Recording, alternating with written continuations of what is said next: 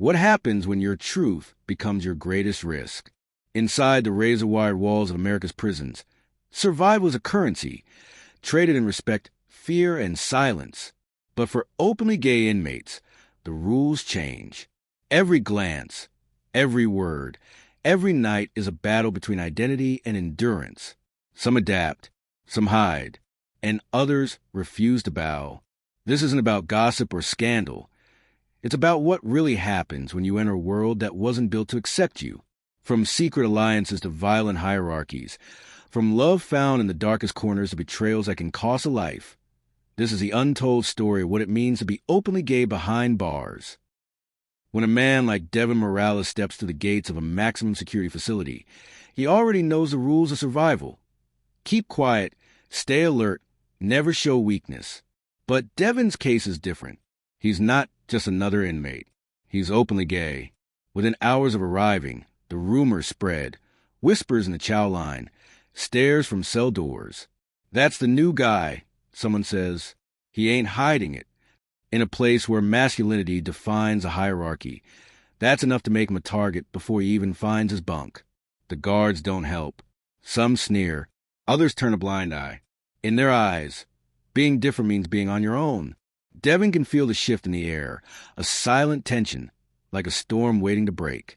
He tells himself, I've faced worse on the streets. But inside, the rules are different. There's no escape, no safe place. Every night, he hears footsteps echoing down the tier. Each one could be someone testing his limits, or worse. Still, Devon refuses to hide who he is. He makes a silent vow. If they want to test him, they'll find out what strength really looks like. Every prison has an unspoken system, an order that the guard pretend doesn't exist, but everyone inside understands. Straight inmates control most of the tiers. They decide who gets respect, who gets protection, and who becomes invisible. For gay prisoners, there are only 3 choices: blend in, find protection, or fight back. Some align with powerful inmates, not for friendship, but for survival. These arrangements are often misunderstood from the outside. They're not about romance.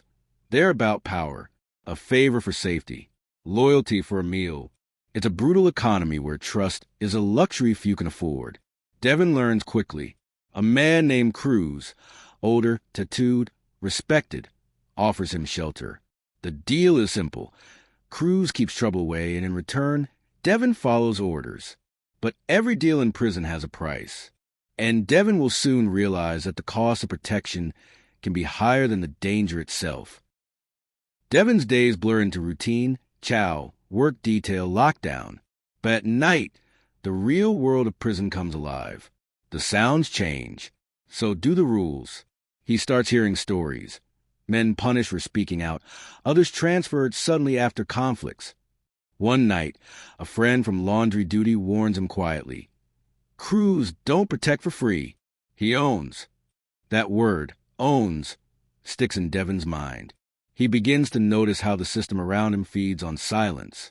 Guards joke behind glass windows. Inmates pretend not to see. And those who don't play along disappear into segregation or worse. Devon decides to break the pattern. He starts helping other inmates, writing letters, filing complaints for those too scared to speak.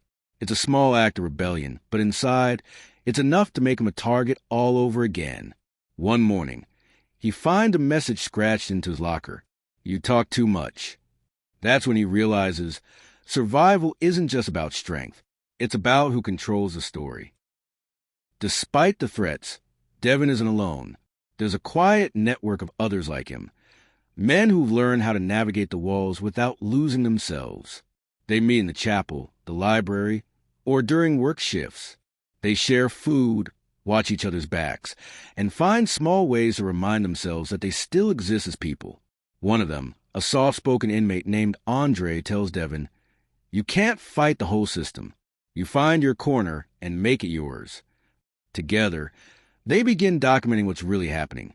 How guards assign certain inmates to dangerous cellmates, how reports get buried, how the administration denies knowing anything.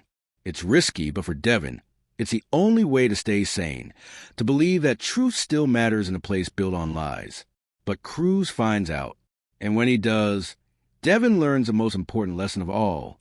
In prison, betrayal doesn't always come from your enemies. Sometimes it comes from those who once protected you. One night, Devon is moved to a new cell. No warning, no explanation, just a transfer slip and a long walk through echoing corridors. His new cellmate, a lifer named Red, doesn't say much, but his silence says enough. Days pass. Devon's name disappears from callouts. His mail stops coming. It's as if he's been erased. But in the background, whispers begin again, not about Devon this time, but about the file he was keeping. The one with names, dates, and incidents that could expose the truth. Someone smuggles word out to the laundry system. The file survived. It's enough to start a ripple through the ranks. Guards getting nervous. Wardens holding meetings. Devon might have vanished, but his story hasn't. And that's where the mystery begins to unfold. When Devon's name vanishes from the roster, whispers spread through the yard like smoke. Some say he got transferred. Others claim he was sent to the hole. But those who know the system recognize the truth. Devon has been placed in protective custody. Protective custody, or PC, is supposed to keep inmates safe from threats. But inside the walls, it's a double-edged sword. To most inmates, PC means weakness.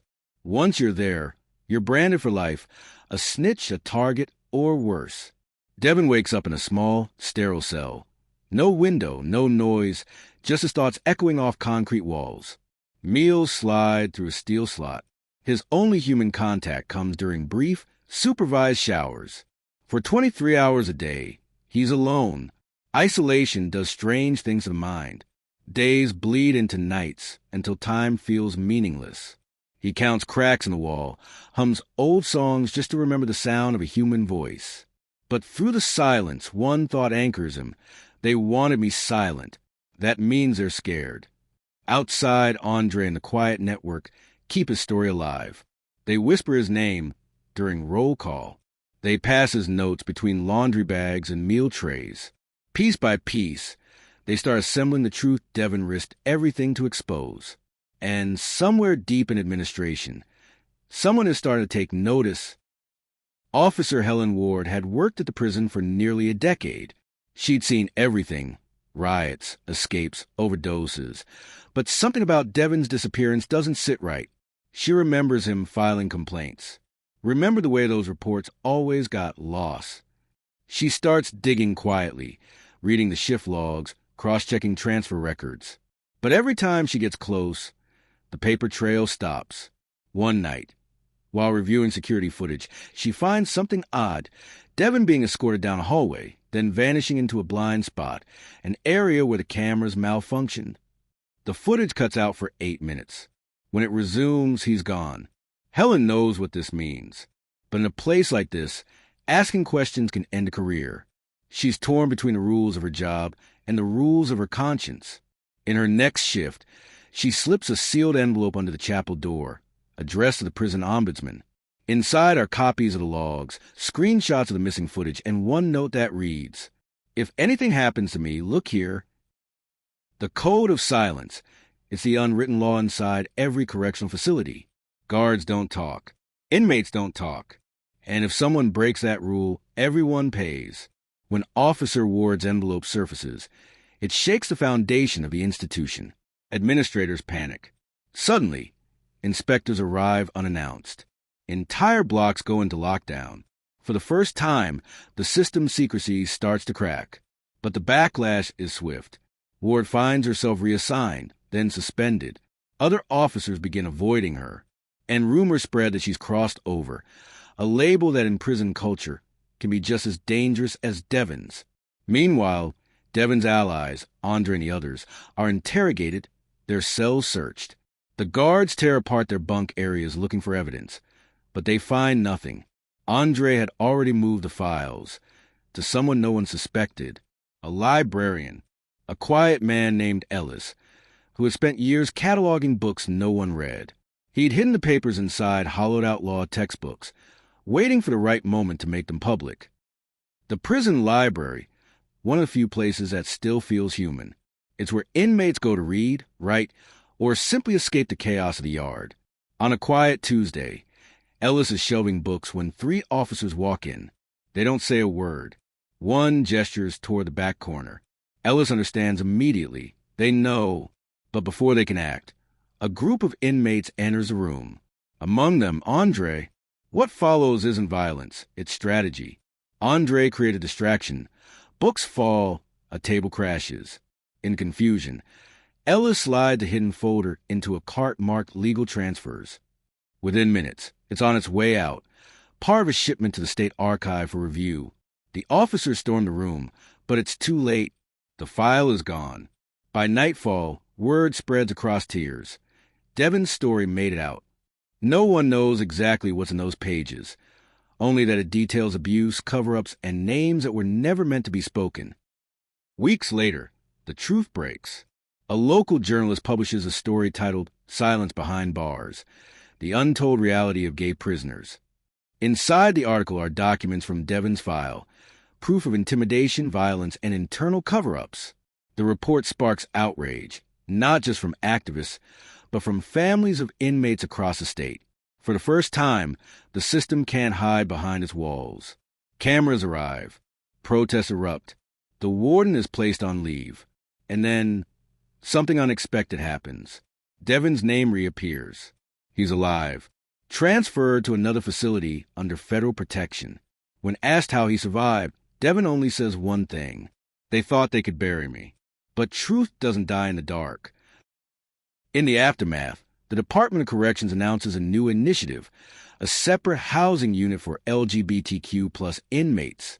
It's marketed as progress, a safe place for those who once lived in fear. But Devon sees it differently. They call it protection, he says, but it's segregation with better lighting. Inside the new unit, inmates find safety, but also separation from the general population. They have fewer opportunities, less work access, and stricter supervision. It's a reminder that even change can come with hidden costs. Still, for many, it's a lifeline. Men who once lived in silence now find community. Some even begin mentoring younger inmates, teaching them how to navigate the system without losing themselves. And in the corner of the day room, Andre and Ellis play chess under flickering fluorescent lights. Quietly proud that their friend's fight sparked something real. Months later, a letter arrives at a journalist's desk. No return address. No name. Just one line written, in neat handwriting. Tell them I'm not the only one. Inside is a list, 27 names, each one belonging to an inmate who filed complaint and vanished from records. Devon's story wasn't unique. It was a first thread in a much larger web. The journalist begins connecting dots, linking cases, tracing dates, cross-referencing transfers. What emerges is a map of silence, an entire network of prisons where similar patterns repeat. The truth isn't just about one man or one facility. It's about a system that learned how to erase people quietly. But not anymore, because now the walls have cracks. And through those cracks, the light is starting to get in. Years later, Devon Morales' name becomes symbol. Advocacy groups use his story to push for reform. Lawmakers cite his case in hearings. And inside prison walls, new generations of inmates whisper his name like a legend, the man who refused to disappear. Devon never wanted fame. He wanted dignity. And in a place built to strip that away, his defiance became a spark that others followed. In a rare interview, he reflects, "Prison didn't break me. It showed me how broken the world already was." The reporter asks what he'd tell others like him, those who are still behind bars, afraid to live their truth. Devon pauses, then says softly, "You don't survive by hiding who you are. You survive by reminding them you're still human." Today, the system continues to evolve, slowly, unevenly. Some prisons have education programs, mental health support, and even pride initiatives. Others still cling to silence and control. But one thing is certain, the conversation can't be undone. The world now knows what happens when someone like Devon walks through those gates. The dangers, the courage, and impossible choices that come with being openly gay in a world designed to punish difference. His story reminds us that survival isn't just about strength. It's about refusing to be erased. In the end, the The question isn't just what happens to openly gay prisoners in prison, it's what happens to all of us when we choose not to see. Because the walls that hide their stories don't just exist in prisons. They exist everywhere silence feels safer than truth. If this story moved you, share it. Talk about it. Because the more light we bring, the fewer places darkness has to hide.